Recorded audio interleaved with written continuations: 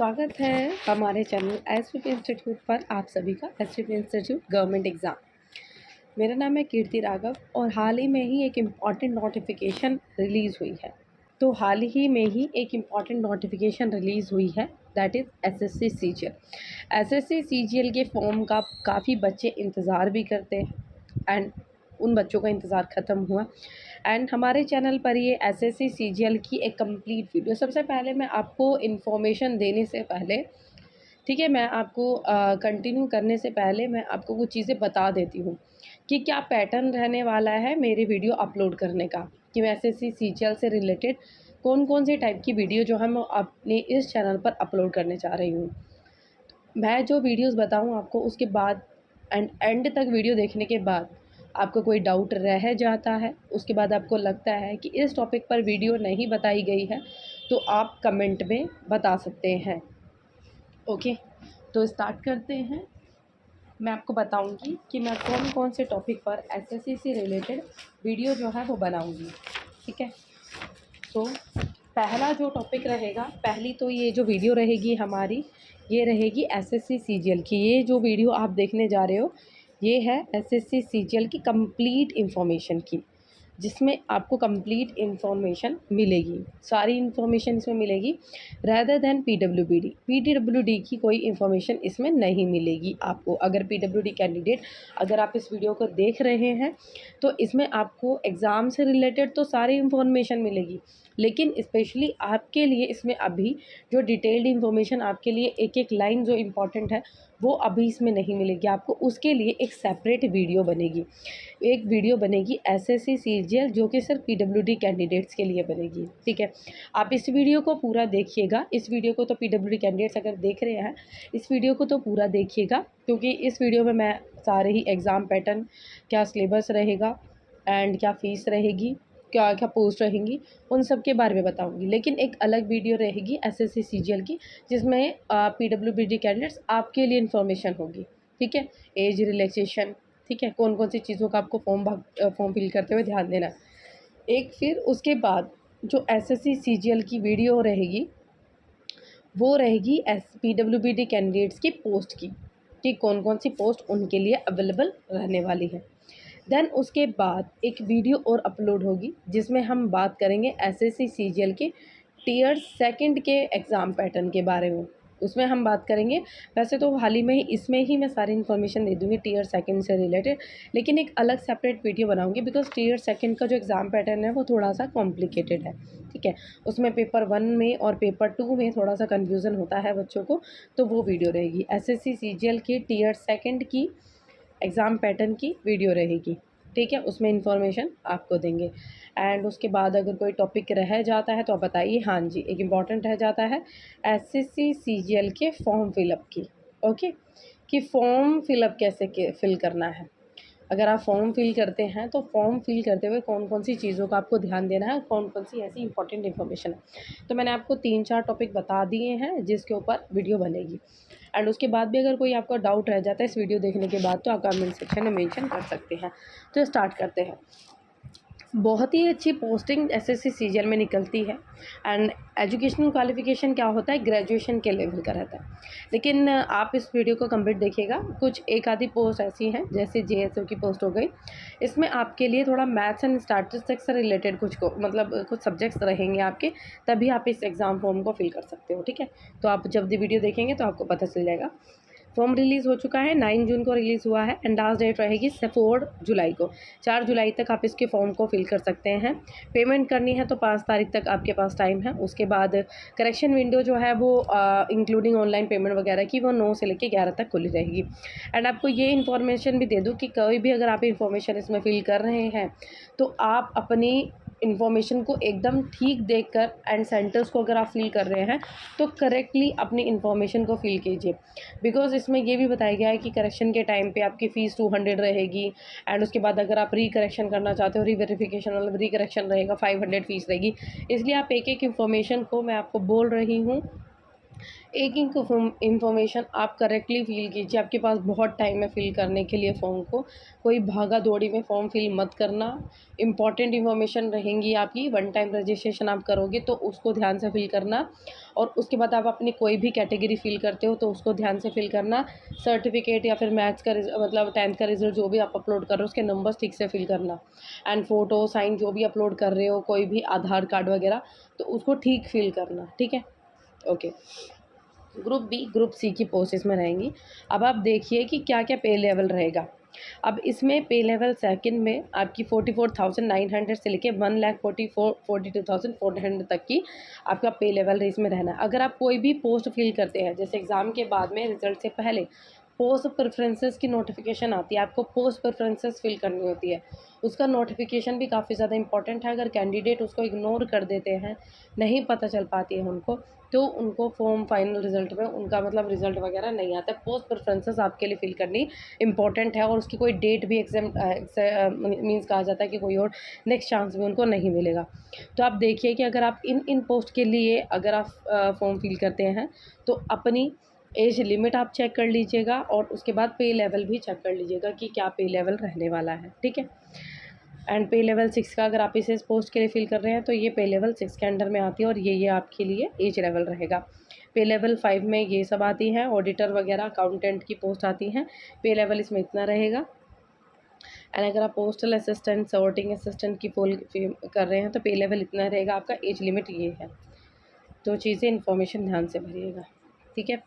And ये information भी है इसमें, एंड मैं आपको बता देती हूँ कि कोई कैंडिडेट जिसको डिसेबिलिटी है, मेंटल इलनेस से रिलेटेड डिसेबिलिटी है, वो CBDT की पोस्ट के लिए एलिजिबल नहीं रहेगा, नहीं सूटेबल है, जिसको कहते हैं central board of direct taxes. तो उसके लिए ये स्पेशली इसमें लिखा गया है कि ये पोस्ट के लिए एलिजिबल नहीं है। अब इसमें जो टोटल नंबर ऑफ वैकेंसीज़ है वो 14,582।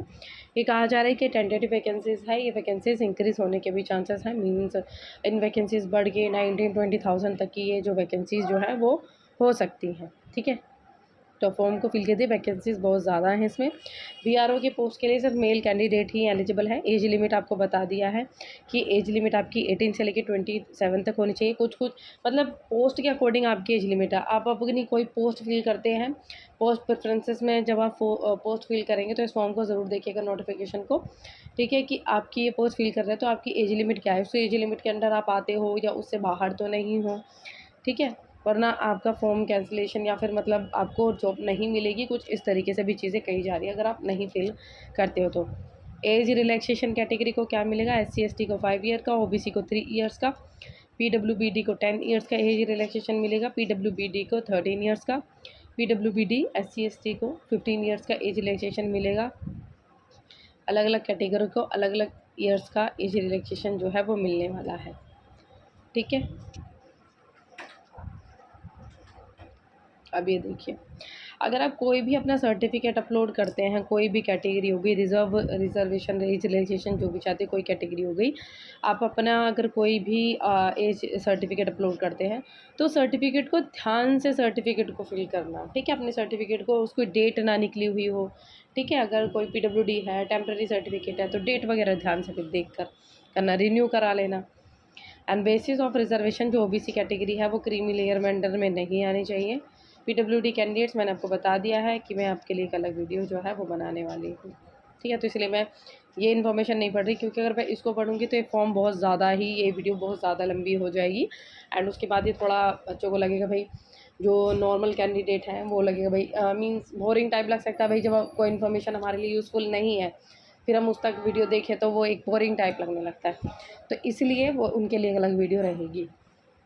देन बात करते हैं JSO की पोस्ट के लिए। एसेंशियल क्वालिफिकेशन जैसे मैंने आपको बताया था, अगर कोई कैंडिडेट है JSO की पोस्ट के लिए अप्लाई कर रहा है तो उसके पास बैचलर डिग्री होनी चाहिए, लेकिन उसके पास 12th में मैथ्स एज अ सब्जेक्ट होना चाहिए, और उसकी जिसमें 60% आनी चाहिए। पहली एलिजिबिलिटी है। दूसरी एलिजिबिलिटी क्या है कि आपके पास डिग्री होनी चाहिए, और उसमें से जब आपने ग्रेजुएशन किया है तो उसमें स्टैटिस्टिक्स एक आपका वन ऑफ द सब्जेक्ट होना चाहिए, अगर आप JSO की पोस्ट के लिए अप्लाई कर रहे हैं तो। दूसरा है स्टैटिस्टिकल इन्वेस्टिगेटर ग्रेड 2। तो इसके लिए अगर आप अप्लाई कर रहे हैं तो आपके बैचलर डिग्री में स्टैटिस्टिक्स का एक वन ऑफ द सब्जेक्ट आपके पास होना चाहिए। Study degree level in first second third, मतलब आपके पास एक सब्जेक्ट होना चाहिए। कोई भी अगर इसके अलावा कोई अदर पोस्ट है आपकी तो आप फिल कर सकते हैं। अगर मतलब कोई तो डिग्री आपके पास काफ़ी है। एंड ये इम्पॉर्टेंट है, काफ़ी बच्चों का ये क्वेश्चन रह जाता है जब वो फॉर्म फिल करते हैं कि भाई मेरी ग्रेजुएशन कंप्लीट नहीं हुई है, क्या मैं फॉर्म फिल कर सकता हूँ या ग्रेजुएशन कंप्लीट होनी ज़रूरी है। तो ये भी इम्पॉर्टेंट है, अगर आप फाइनल ईयर हैं ग्रेजुएशन के में तो भी आप अप्लाई कर सकते हैं। लेकिन आपकी ये कहा जा रहा है कि 1/8/2025 तक आपकी जो एजुकेशन क्वालिफ़िकेशन आपके रिज़ल्ट से पहले आपकी क्वालिफ़िकेशन पूरी हो जानी चाहिए। तो आप देखिएगा आपका रिज़ल्ट कौन से इस ईयर तक आता है। फॉर्म से पहले आपको वन टाइम रजिस्ट्रेशन करना है, वो काफ़ी ज़्यादा ज़रूरी है। 100 रुपीज़ फ़ीस है, बाकी अदर कैटेगरीज़ के लिए एग्जम्पशन रहेगा। Due to non receipt of the fees में भी अगर आप फॉर्म फिल करते हैं, फ़ीस नहीं फिल कर पाते हैं तो आपके फॉर्म को रिजेक्ट कर दिया जाएगा। अब ये देखिए यूनिफॉर्म करेक्शन चार्जेस, अगर आप कोई करेक्शन कराना चाहते हैं तो 200 रुपीज़ फ़ीस रहेगी करेक्शन की। And re submitting modify corrected and first time, मतलब एक बार अगर आप कराते हैं तो 200, अगर आप दोबारा से करेक्शन कराते हैं सेकेंड टाइम के लिए तो वो फ़ीस उसकी 500 रुपीज़ हो जाएगी। या जेंडर कैटेगरीज़ वगैरह, सेंटर्स ऑफ एग्ज़ामिनेशन, वो सेंटर्स ऑफ एग्ज़ामिनेशन कौन कौन से हो सकते हैं, तो आप देखिए कि आपके कौन कौन से सेंटर्स ऑफ एग्ज़ामिनेशन हो सकते हैं और वो सेंटर्स फिल कर दीजिएगा। ओके, ये सेंटर्स रहेंगे। एंड सेंटर से रिलेटेड भी एक इम्पॉर्टेंट इन्फॉर्मेशन मैं आपको बताने जा रही हूँ कि जब भी अगर आप सेंटर फिल करें आपके पास ऑप्शंस आएंगे, आप अपने सेंटर्स को फिल करेंगे तो ये बात ज़रूर ध्यान रखिएगा, जो कैंडिडेट है 3 सेंटर्स आपके पास आएंगे तो आप अपनी प्रायोरिटी के अकॉर्डिंग आप अपने सेंटर्स फिल कर सकते हैं।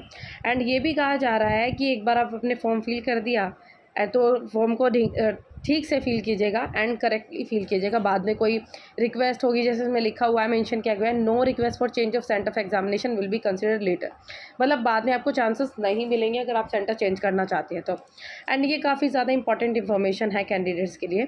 Commission will be individual to accommodate the candidate in the centre opted by them. The commission reserve the right to add a new examination addition to the list of centers given at the para। And ये भी चीज़ें इसमें कही जा रही है, अगर जो कैंडिडेट है अगर कोई भी सेंटर नहीं फिल करता है, जैसे कह देता है any of the above centre, इस तरीके से भी, तो मतलब मीन्स ये क्या नहीं ऑफ द अबव, तो उस चीज़ में आप अपने रिस्क पे वो चीज़ें फिल कर रहे हैं, क्योंकि बाद में आपको करेक्ट करने का कोई मौका नहीं मिलेगा और फिर आपका कोई भी सेंटर रहेगा। ठीक है, अब कंप्यूटर बेस्ड एग्जामिनेशन रहता है, टीयर 1 टीयर 2 रहेगा। टीयर 1 का जो एग्जामिनेशन होता है general intelligence, awareness general aptitude, English comprehension, तो इस चीज़ से आप ऑलरेडी काफ़ी ज़्यादा अवेयर होंगे। 20-25 क्वेश्चन आएंगे आपके और जो कि 50 मार्क्स के रहेंगे। 1 घंटा आपको इस एग्ज़ाम को करने के लिए मिलने वाला है। 20 मिनट्स उनको मिलेगा जिन्होंने स्क्राइब की फैसिलिटी ली हुई है, ठीक है, जिनकी डिसेबिलिटी 40% है। अब ये आपका इंग्लिश हिंदी में जो भी आप ऑप्ट करो उस हिसाब से आपका एग्ज़ाम रहेगा। एंड मल्टीपल टाइप के क्वेश्चंस रहेंगे। एंड आपको बता देती हूँ जो फाइनल रिजल्ट बनता है आपका वो टीयर 2 के फर्स्ट पेपर के बेसिस पे बनेगा, ना कि टीयर 1 के एग्ज़ाम पे। टीयर 1 आपका क्वालिफाइंग नेचर का है, जो कि जिसके बेसिस पे आप टीयर 2 दोगे, एंड टीयर 2 के बेसिस पे आपके मार्क्स जो है वो काउंट होंगे। एंड नेगेटिव मार्किंग रहेगी टीयर 1 की 0.50 नेगेटिव मार्किंग रहेगी। टीयर 2 में आपका पेपर 1 होगा, पेपर 2 होगा। पेपर 1 सभी के लिए कंपलसरी है, पेपर 2 उन्हीं कैंडिडेट्स के लिए कंपलसरी है जिन्होंने जेएसओ की पोस्ट के लिए अप्लाई किया है, क्योंकि आपको मैंने ऊपर बताया था कि जेएसओ की पोस्ट के लिए आप अप्लाई कर रहे हैं तो स्टैटिस्टिक्स आपकी वन ऑफ द सब्जेक्ट होनी चाहिए और इसमें स्टैटिस्टिक्स का ऑप्शन है। तो हम बात कर लेते हैं पहले पेपर 1 की। पेपर 1 में आपके सेक्शन 1, सेक्शन 2, सेक्शन 3 है। सेक्शन 1 में आपका मैथ्स एंड रीजनिंग है, जिसमें आपके 30 क्वेश्चन रहेंगे और जो टोटल 180 मार्क्स करेंगे। 1 घंटा आपको इसके लिए मिलेगा एंड 20 मिनट्स एक्स्ट्रा उसको मिलेगा, जो कि भाई स्क्राइब की फैसिलिटी को ले रहा है। देन सेक्शन 2 में आपका English question, English language comprehension करेगा। दैन जनरल अवेयरेंस, इंग्लिश के आपके 45 क्वेश्चन रहेंगे, जनरल अवेयरेंस के 25 क्वेश्चन, ये टोटल आपका 210 मार्क्स करेगा। इसके लिए भी आपको 1 घंटा और 20 मिनट्स एक्स्ट्रा उनको मिलेंगे जिन्होंने स्क्रैप की फैसिलिटी हुई है। अब बात करते हैं कंप्यूटर नॉलेज टेस्ट की। इसमें आपके 20 क्वेश्चन रहेंगे, एक क्वेश्चन 3 मार्क्स का, मीन्स टोटल 60 क्वेश्चन 60 मार्क्स के 15 मिनट्स आपको इस एग्ज़ाम के लिए मिलने वाले हैं। यहाँ तक हो गई सभी की बात। अब बात करते हैं डेस्क एग्ज़ाम की। अब ये देखिए सभी पोस्ट के लिए पेपर 1 तो कोई भी किसी पोस्ट के लिए अप्लाई कर रहा है उसके लिए पेपर 1 के सारे सेक्शंस कंप्लीट हैं, ये सभी को देना है। ऐसा नहीं है कि आप डाटा एंट्री स्पीड टेस्ट नहीं दोगे, मतलब सारे ही आपको देना है। अभी ये जो पेपर फर्स्ट के सेक्शन फर्स्ट सेक्शन सेकंड है, यहाँ से आपके मार्क्स जो है वो बनेंगे, टोटल कट ऑफ वहाँ से बनेगी। एंड सेक्शन थर्ड और सेक्शन फोर्थ है, ये आपका क्वालिफाइंग नेचर का एग्ज़ाम होने वाला है। ठीक है, मैंने आपको ये बता दिया है। देन आपकी जो फोर्थ ये है data entry speed test, 1 data entry test होगा 20 मिनट्स, आपको 20 मिनट्स रहेगा ये आपका for each 20 minutes for the candidates. मतलब आपके लिए ना डाटा एंट्री स्पीड टेस्ट ये 15 मिनट्स का रहेगा, ये 20 मिनट्स उसको मिलने वाले हैं जो कि स्क्राइब की फैसिलिटी ले रहा है। ठीक है, और ऊपर भी कंप्यूटर नॉलेज टेस्ट में उसके भी 15 मिनट्स सबके लिए, 20 मिनट्स उसके लिए जो स्क्रैप की फैसिलिटी यूज़ कर रहा है।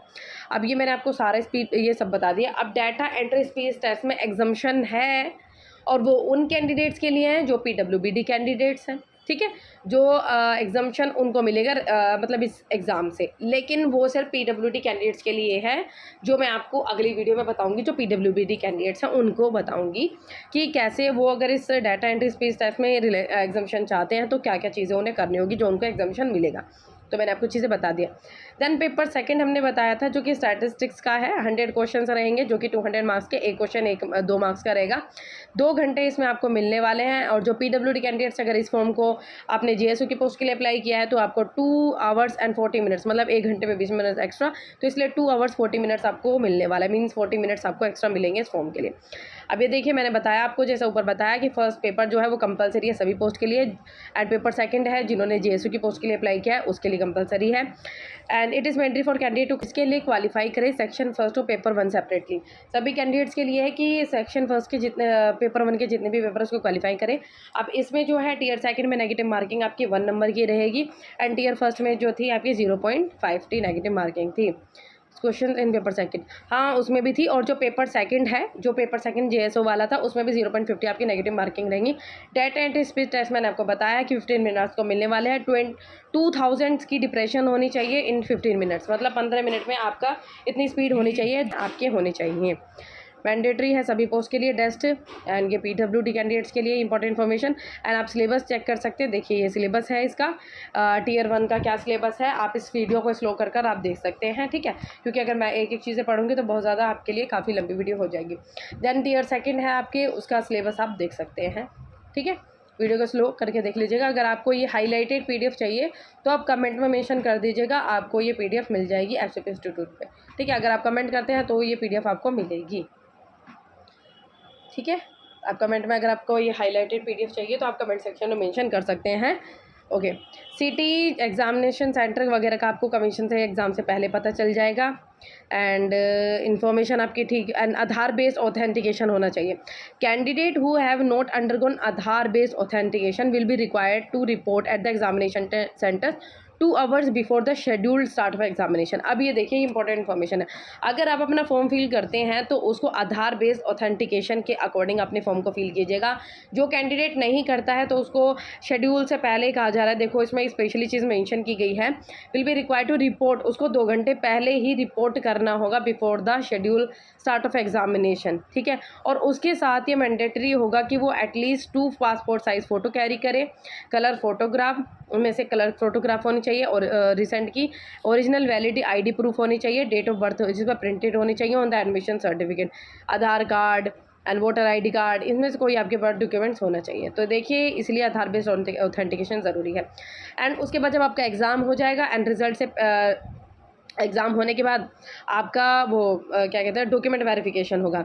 एंड जो कैंडिडेट एप्लीकेंट है कैंडिडेट के who have opted for Aadhaar based authentication will not be rejected on this ground, means document verification के टाइम पे उनको ज़्यादा दिक्कत का सामना करना नहीं पड़ेगा। एंड डिक्लेरेशन फाइनल रिजल्ट के बाद आपका डॉक्यूमेंट वेरिफिकेशन होंगे कमीशन के द्वारा या फिर आपके डिपार्टमेंट्स और ऑर्गेनाइजेशन जहाँ पर आपका सिलेक्शन होता है उसके बाद आपके वहाँ पर डॉक्यूमेंट वेरिफिकेशन हो सकते हैं। And must be careful exercise options, and मतलब आप अपनी जो जब पोस्ट प्रेफरेंसेस भरेंगे फाइनल रिजल्ट से पहले आपकी पोस्ट प्रेफरेंसेस आएगी, उससे पहले आप अपनी पोस्ट प्रेफरेंसेस ठीक से भरिएगा। एंड ये देखिए इसमें लिखा है candidate who do not submit there post preferences on the website of commission and post in finally such candidate shall not be provided with another opportunity to exercise means अगर आप post preferences नहीं fill करते तो आपको another opportunity नहीं मिलेगी। And ये देखिए, अगर आप पोस्ट प्रेफरेंसेस में अगर आप ये पोस्ट फिल करते हैं CBN इंस्पेक्टर वगैरह की, तो आपके लिए स्पेसिफिक रिक्वायरमेंट रहेगी, फिजिकल टेस्ट होगा, मेडिकल स्टैंडर्ड वगैरह आपके होंगे, तो आप अपनी पोस्ट को ध्यान से फिल कीजिएगा। देखिए अब ये देखिए जो आपका डिपार्टमेंट वगैरह होंगे, एंड ये लिखा है conducted by the user department. अगर जो आपका फिजिकल स्टैंडर्ड फिजिकल टेस्ट होगा वो डिपार्टमेंट के द्वारा होगा, SSC के द्वारा नहीं होगा, ठीक है। It is candidate fail in such test it candidate will not be subsequent consider for any other post department and therefore अगर आप मेडिकल टेस्ट वगैरह में फेल हो जाते हैं तो आप किसी और पोस्ट के लिए अप्लाई डिपार्टमेंट में अप्लाई नहीं कर सकते हैं। देखिए इसमें चीज़ें लिखा है candidate fail in such test, अगर आप जैसे कि इंस्पेक्टर वाली पोस्ट के लिए अप्लाई कर रहे हैं, physical standard fulfill the requirement of physical standard, physical test and medical standard before giving the preferences options, giving their preferences option, measurement of physical standard, physical test and medical test will be conducted by the user department concerned after their final result। Final selection के बाद आपके department के द्वारा आपका मतलब physical test होगा and nomination of candidate by the SSC। If the candidate fail in such test, अगर candidate fail हो जाता है, his candidature will not be subsequent consider for any other post department, ठीक है, किसी और चीज़ के लिए वो एलिजिबल नहीं होगा। Are therefore required to carefully go through these requirement, वो अपनी पोस्ट को ठीक से भरे फिल करें। एंड ये क्वालिफाइंग मार्क्स हैं,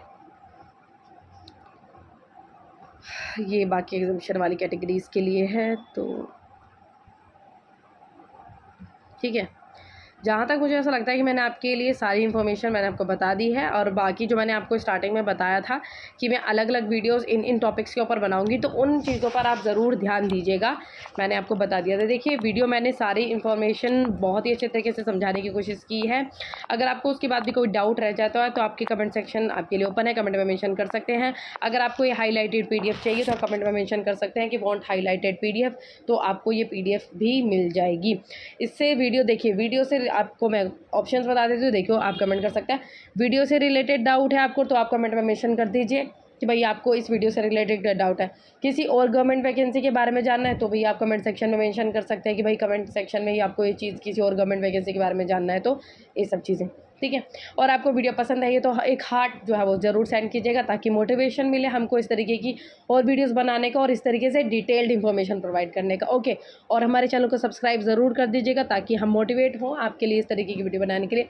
और मैंने आपको स्टार्टिंग में जैसे बताया था कि मैं अलग अलग वीडियो लेने वाली हूँ, ये पूरी कंप्लीट SSC CGL की वीडियो थी। दूसरी एक PWBD कैंडिडेट्स आपके लिए पूरी कंप्लीट वीडियो आएगी, देखिए यहाँ से आप डिटेल इन्फॉर्मेशन ले सकते हैं एग्ज़ाम के बारे में। एंड दूसरी मैं आपके लिए देखिए एग्ज़ाम के बारे में इस वीडियो में तो नहीं बताऊँगी मैं, लेकिन सिर्फ आपके लिए जो अलग इंपॉर्टेंट इन्फॉर्मेशन है वो मैं उसमें सिर्फ वही बताऊँगी। एंड एक नई वीडियो बनाऊँगी जो कि सिर्फ पोस्ट के लिए होगी एंड Tier 2 के एग्ज़ाम के लिए होगी एक वीडियो, जिसमें Tier 2 के एग्ज़ाम के पैटर्न के बारे में डिस्कस करूँगी, दैन एक फॉर्म फिलअप के बारे में डिस्कस करूँगी, ओके। तो कमेंट मेंशन कर दीजिएगा आपको SSC CGL से रिलेटेड कोई डाउट है, आपको कोई डाउट रह गया है तो आपके लिए कमेंट सेक्शन ओपन है, कमेंट में मेंशन कर दीजिएगा, ओके। धन्यवाद अंत तक वीडियो देखने के लिए, एंड वीडियो को लाइक ज़रूर कर जाइएगा, ओके।